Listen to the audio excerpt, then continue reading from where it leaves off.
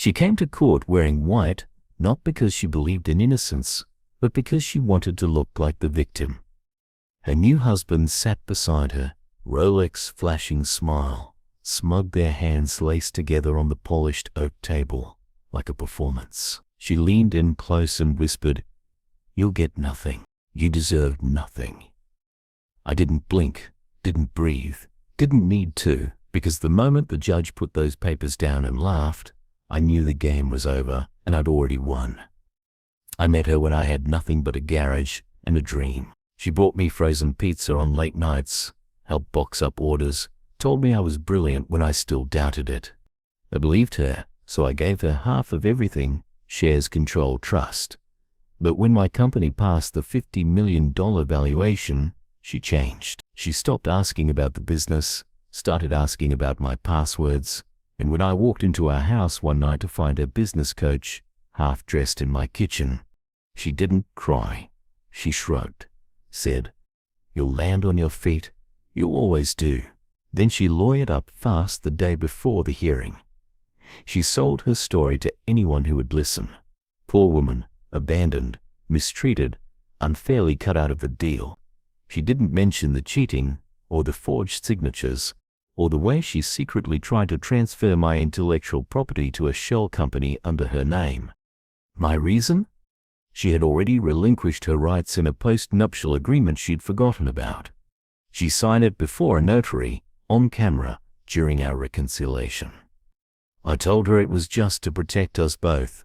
She didn't read it, merely smiled, and said, "Whatever makes you feel safe." She should have felt terrified.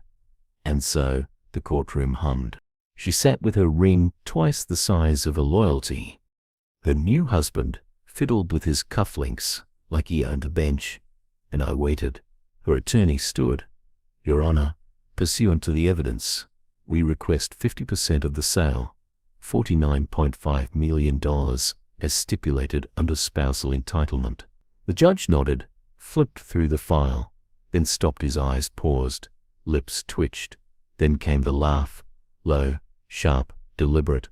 "I'm afraid," he said, placing the papers flat.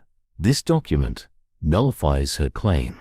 He turned the binder around her signature, her thumbprint dated, notarized, filed. She squinted, then froze.